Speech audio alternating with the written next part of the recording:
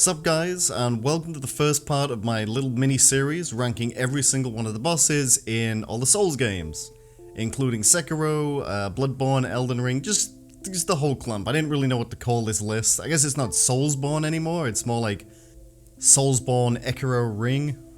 Either way, I've more or less got the list into an order that I'm happy with, and before we get to number 15, I just want to go over a few of the bosses that technically aren't in the list, and I thought I'd explain why. So first up in Demon Souls, I'm not going to be including the dragon fights, that being the red dragon and the blue dragon. I know they have a boss soul, but they're not really boss fights, they don't have a boss health bar, and if you want to know where they'd be on the list, right near the bottom, because they are wet hot fucking dog shit. They are awful to fight, zero fun, so fuck them.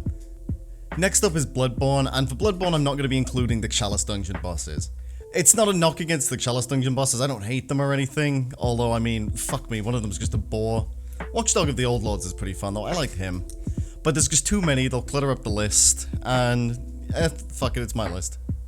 Next up is Sekiro, and for Sekiro I'm not going to be including Inner Isshin or Inner Genichiro. I do like both of these bosses, but it's kinda hard for me to really place them on the list, especially because of the whole gauntlet system. Like, I don't know, man, like, Inner Isshin is really cool, but I don't actually like fighting, like, what is it, like 6 bosses before you get to him.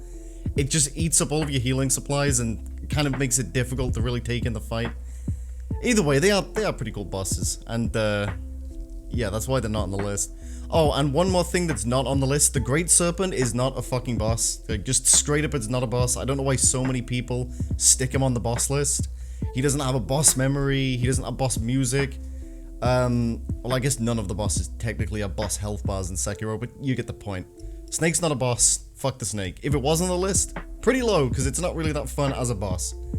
And last of all, we have Elden Ring. Now, for Elden Ring, I've sort of collected the bosses through a mix of Great Enemy Feld, and if I'm honest, I've just looked at other people's lists to know which bosses to put in the list, though obviously not in the same order. I also found a tier list maker online that had like it was called like Great Enemy Feld, and I don't know, it seemed like a reasonable list. So I think I've got a healthy amount of Elden Ring bosses that sort of encapsulate the general quality of Elden Ring bosses. So with that out of the way, let's get to number 15, and I hope you guys like the list. So starting out with number 15, it's Knight Artorias. So just to get the one negative thing out of the way, the boss run back, even with the shortcut, is just so fucking tedious. It's like a minute and 30 seconds every single time you want to fight this guy, which if it's your first time playing, probably will be a few times, because he's not the easiest boss, but he's not the hardest boss either, so let's get into the good things about him. He's got really good lore, and like visually, I think he represents the lore very good. And outside of that, it's just his fucking moveset, man. He's like really aggressive, he has a lot of moves that'll chase you and punish you if you fuck up. There's very little downtime in the boss, I guess except for the charge move, but I think you can interrupt it, but I never managed to, I always just let him do it. But yeah, he's just a really fun boss. I love his little backhand as well, where he like just shits the goo at you. It's really fun to dodge. Like, it feels like a back and forth, like you're maybe not on an even playing field, obviously he's a big boy, but it's just really good. And that's why he's at number 15.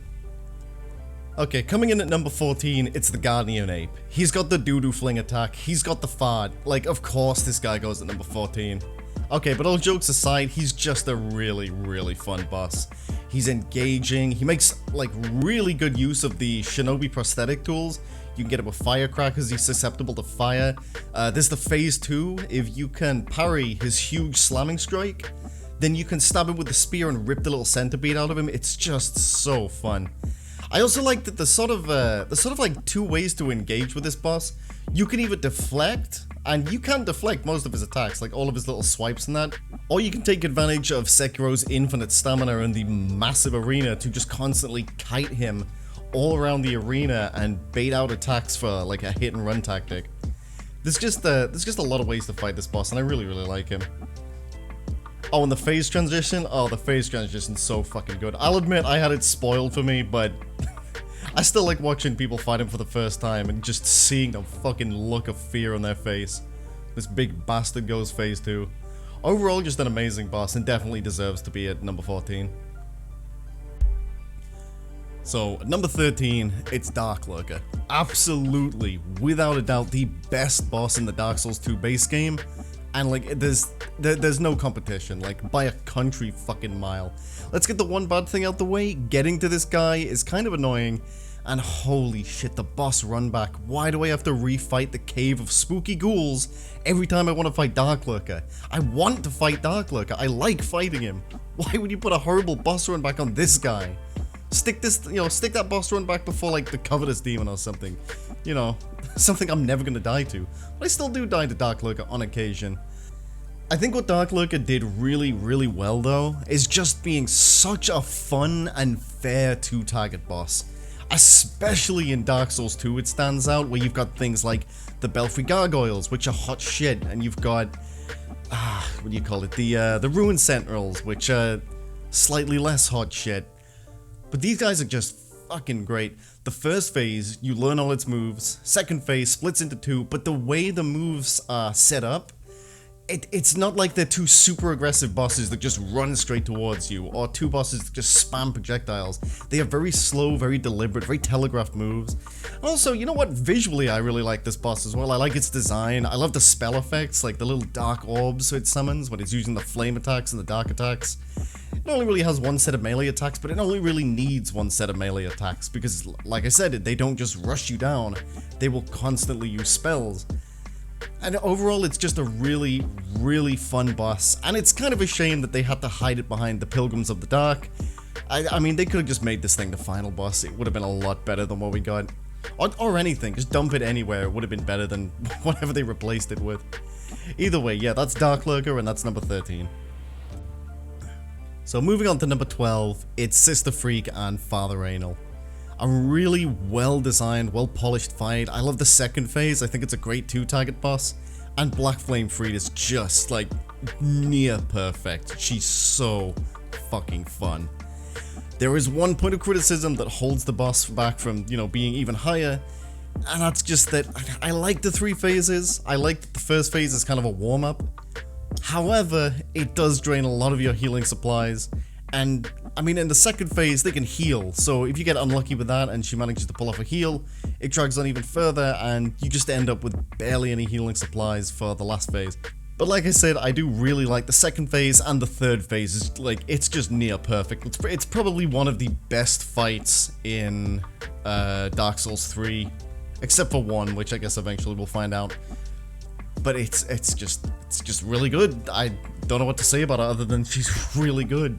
She's aggressive, she's visually awesome. I love the arena as well, the way it breaks away after this after the first phase, and you're left with this huge open flaming wreckage. It's so fun. But yeah, that's Sister Freak, and that's number 12. So at number 11, final boss of the Dark Souls 1 DLC, it's Manus, Father of the Abyss. Just a truly just a solid boss. Like, I don't think there's a single bad thing you can say about him. He's got a lot going for him. There's the summon where you can get the little baby Sif to show up. He's got the dark attacks in his sort of a phase 2. It's like a proto phase 2. I do like it though. I appreciate any boss that attempts a phase 2. You can also get the silver pendant to make phase 2 a little easier if you're a bitch, or you can learn to dodge his dark moves like a cool dude. Yeah, he's just a really solid boss. I don't really have too much to say about him other than he's just fun and I like him. I guess he's the hardest boss in Dark Souls 1, but yeah, that's about it.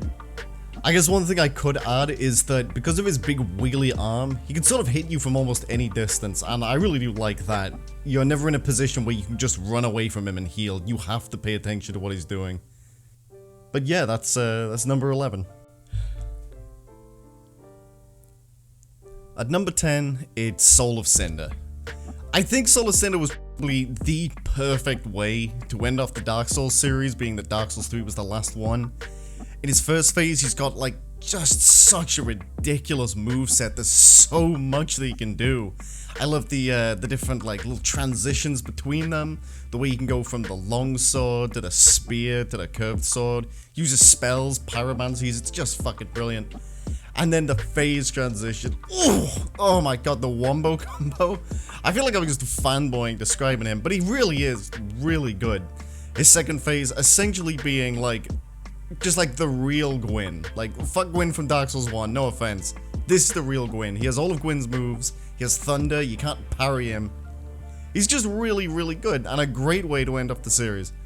But yeah, there's not much else I could say. Oh, actually, you know what? One more thing I could say. If we were basing this list on just arenas, I think it might be number 1. I love the arena, the backdrop, like the melting sun, the flowers, just like you can jostle them when you move by them, all the destructible little bits of tree. Just an amazing final boss, and definitely the perfect way to end up the series. I know I've said that 3 times, but fuck it. Soul of Cinder.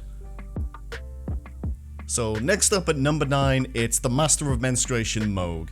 So Mohg is, at least in my opinion, a really, really refreshing boss in Elden Ring for just how like fair and telegraphed he feels, but still really difficult because of like the blood trails on the ground or like the delayed explosions.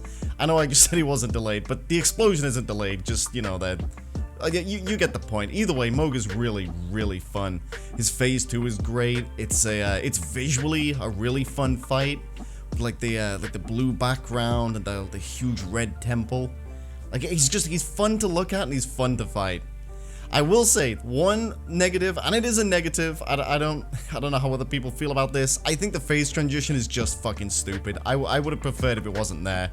He regains a bunch of health, which essentially just means the boss has more health but starts phase 2 earlier, and it's guaranteed damage unless you get an item, which I don't know how the fuck anyone's meant to figure out where you find it without a guide. It's like some random quest line. I'll admit, I've never even bothered doing the quest line because I just don't feel like doing it.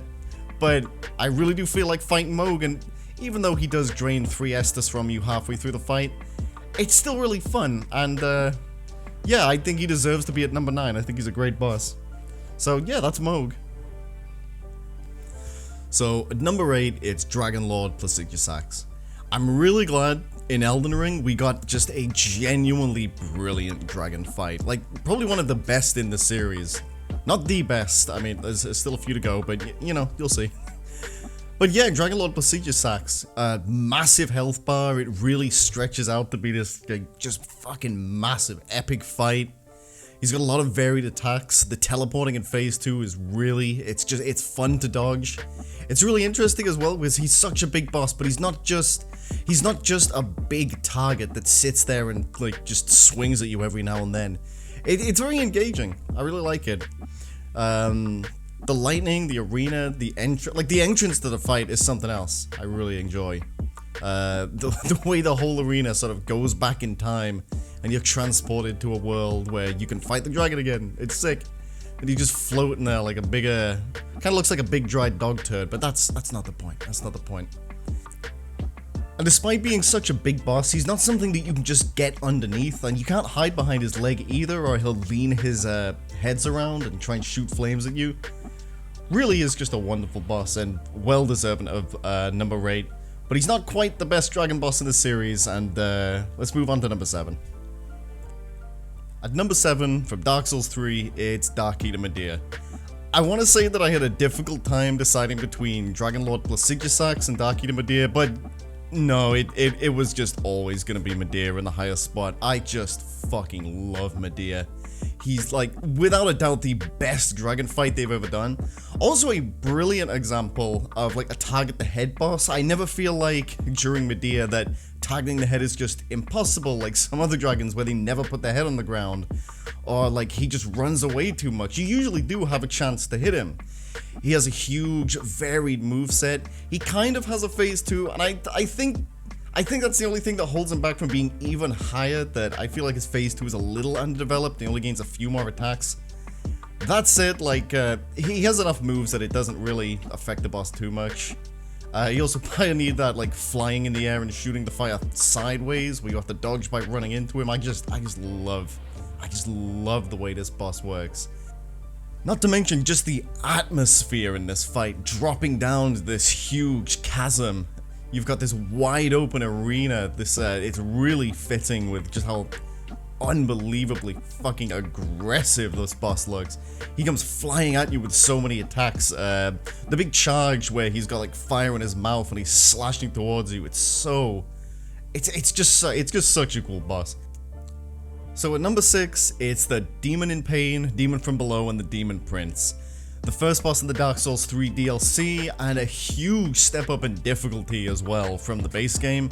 Not that none of the bosses are hard in Dark Souls 3's, base game, but these guys, like, holy shit, the health pool, the 2 target system, the second phase is just, oh my god, it's just such a massive step up, and a welcome step up. I really like them. But let's get to the good parts of this boss. So, first of all, the first phase is such a good 2-target boss. I love the system they came up with where they'll alternate between, slow and weak and shooting just ranged projectiles and fully aggressive, so you can choose who to target. Do I kill the slow one since he's defenseless, or do I kill the aggressive one because he's always up on my face? It's really cool. Not only that, but you have to kill both of them before you get the second phase, and on top of that, the second phase is different depending on which one you kill. It's just so well put together. It's so good. I can't praise this boss enough. He's got great attacks, really a really wide moveset for a 2-target boss as well. Like, you really have to pay attention to what they're both doing at the same time. And then the second phase is a lot of cool shit it can do. I really do appreciate as well that, in Dark Souls 3 we didn't really get any 2-target bosses. I mean, unless you count like fucking Crystal Sage or Deacons of the Deep. And it's really nice that in both the DLCs we got 2 great examples of 2-target bosses, and they really, really work. So that's why it's at number 6, and it fucking deserves it. Let's get to the next one. So at number 5, finally a Bloodborne boss on the list, and a really good one at that. It's Lady Maria of the Astral Clock Tower. Lady Maria is a really nice apology, I think, for living failures. Because, like, she's literally right after them. You get a lantern right before you fight her. It's like, oh, I'm so sorry we made you fight these fucking ugly blue cunts. But look at this. Look at Lady Maria. And yeah, Lady Maria's really good. She's great when it comes to parrying. She has a lot of windows to parry, but not exploitably so. Because she has a great mix of combos and slow wind-ups and, like, these fast attacks that just fly out at you that you can't really parry. The phase transitions are great when she explodes into the blood and then she explodes into the fire. She's just a fucking marvel to look at, and an amazing addition to Bloodborne. I absolutely love Lady Maria. I cannot heap enough praise on her. But yeah, that's Lady Maria, and that's number 5. So, I feel like Demon of Hatred is probably one of the most divisive bosses in the whole series. From what I've seen online, people either love this boss or absolutely revile and fucking hate him. But needless to say, from the placement on my list, I am fully in the camp. I think Demon of Hatred is a fucking masterpiece. Brutally difficult, visually stunning. Definitely one of my favorite bosses visually. I think he looks better than Manus, and obviously he takes pretty heavy inspiration from Manus, at least with the big fucking wiggly deagly arm. But yeah, no, he's just a great boss. I think one of his standout moves in his third phase, when he spins his arm around and causes the big circle of flames to engulf you. God, I love that attack. I just love looking at this boss. I love fighting him. I understand you don't find him exactly like a Sekiro boss. You really shouldn't be trying to deflect any of the fire moves, but you still can deflect the occasional attack. And it's really satisfying to like deflect the stomp and then just come back at him. You can make great use of the prosthetic tools, like the flame umbrella works great. And you know what? If you're really stuck on him, or you just feel like basically skipping a phase, you can get the whistle, what do you call it? The finger whistle upgrade. Malcontent, that's what it's called, Malcontent. You blow that, and you get three snap seeds on him, basically. Either way, absolutely deserves number 4. One of my favorite bosses in the whole series. It's Demon of Hatred. So at number 3, it's Orphan of Kos. Without a doubt, my favorite boss in Bloodborne. If it wasn't obvious from him being at number 3. He's just so fun to fight, and it really is as simple as that. Huge, massive moveset. There's so much shit that he can throw out. It's really fun to dodge. It's great to get hits in. One of my favorite mechanics is the sort of mini stagger mechanic that he has, where he won't stagger on every hit, but after you get a few hits in, he'll stagger, and that lets you either get away or, you know, back off the heal, or even get another hit if you're feeling greedy. But it really just keeps the fight just moving ahead so fast. He's aggressive. He can always catch up to you. You can't afford to be passive in this fight. And he's overall, without a doubt, my favorite boss in Bloodborne. And I'm gonna stick up for the visuals as well, because I see a lot of people saying like, oh, Lady Maria looks better and, you know, she looks cooler to fight, so much more atmosphere. I don't know if I agree with that. Lady Maria's arena is kind of just a square, just a big square with not too much going on other than the clock, like the clock face. But I don't know, Orphan of Kos is really cool. I love the rain in the arena. I think it's really befitting for like the final boss. Although you do have to fight this guy before German because Bloodborne forces you into New Game Plus, but that's not Orphan's fault. But yeah, the rain is like coming to, I don't know, it just feels really fitting for an end, like it's coming to wash away. I don't know. I'm going nowhere with that, but either way, Orphan of Kos absolutely deserves number 3, one of my favorite bosses. And so, at number 2, my second favorite boss in the entire series, Isshin the Sword Saint / Genichiro. Just the best final boss I think they've ever done. Not only is he ridiculously difficult, but he's difficult in such a fun way where every single thing about him is just testing like what you've learned to this point. You can Mikiri counter him, he has sweep attacks that you can jump, you can fucking lightning reversal him in the 3rd phase. He's so good. And like I said, he is brutally fucking difficult. Personally, I think he's harder than harder than Kos. He's harder than fucking Darkeater Midir. He's harder than Demon of Hatred. I think on my first playthrough I died to Demon of Hatred a lot more, but nowadays, now that I've, you know, sort of gotten used to all the bosses, I still die to Isshin every now and then. But he's so good. I mean, fuck me, he's got a gun. He's just so great.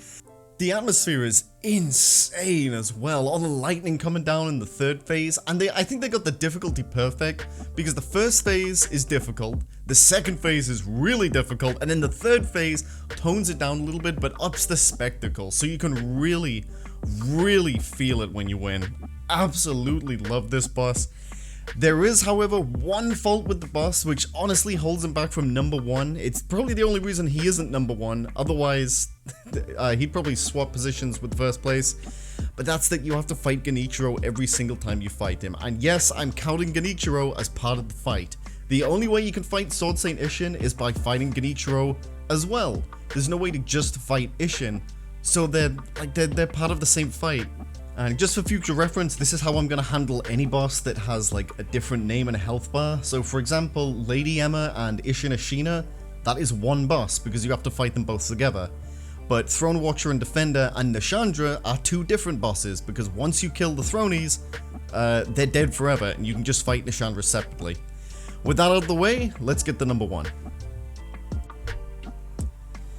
So, at number 1, perhaps unsurprisingly, but it's Slave Knight Gael. The absolute perfect ending to Dark Souls 3. Probably the perfect ending to the Dark Souls series in general, being that there's not going to be a Dark Souls 4. So this is as good as it was going to get, and they just blew it out of the fucking park with Slave Knight Gael. He's got loads of health, the fight stretches on, but not to the point it feels tedious, because he's just got so much he can do. He's got 3 phases, oh my god, some of his attacks are they're so fun to dodge, it's so fun to look at. He does decent damage, not enough that he's gonna one-shot you, but enough that if you just keep making mistakes, he will punish the fuck out of you for doing it. In the 3rd phase is the lightning attacks. He's got these huge combo strings, but not every attack is a combo. He still has like these small single hits. He has these little 2-hit swipes. There's a lot of mix-ups in there, and it's just like the perfect blend of difficulty and spectacle. And I don't think they've topped him so far. I don't know if they'll ever top. I hope they top him. The Elden Ring DLC is coming out eventually. I'd like to see them top him in that. Like, please, Elden Ring DLC, show me something better than Gael. I'm begging you. He's my favorite boss in the series, and I want to see better than him. The only reason he's at number 1 instead of Sword Saint Isshin is, like I said, the Genichiro thing, because truth be told, I don't think there is a single fault with Slave Knight Gael. There is literally not a single thing you could point to and say, well, I didn't like this. Well, I mean, okay, maybe other people might have something, but I don't. I really don't. I just think he's near perfect. I love the cape as well. Oh my god, the fucking cape. But that's it. That's my favorite boss in the series. Slave Knight Gael. Number 1, baby. So, with that, we're coming to the end of the first part. And I will say that for the first part, I've gone 15 to 1, just so there's like a build-up to like my, you know, least most favorite all the way to my most favorite. For the rest of the series, however many parts that's going to be, it's going to start at 16 and then go to 30. And we're counting down from this point, so like 16 to 30, 31 to 45, all the way down to... I haven't counted yet, but I think there's like 160? I don't know. There's a whole bunch of... There's a lot. There's a lot to get through. I hope you guys did like my list. You can let me know in the comments if you agree, disagree, like who was your favorite boss. If you think there are any like hot takes in the video, go ahead and let me know. But yeah, I'll catch you guys in the next part, and if you reach this point, thank you for watching.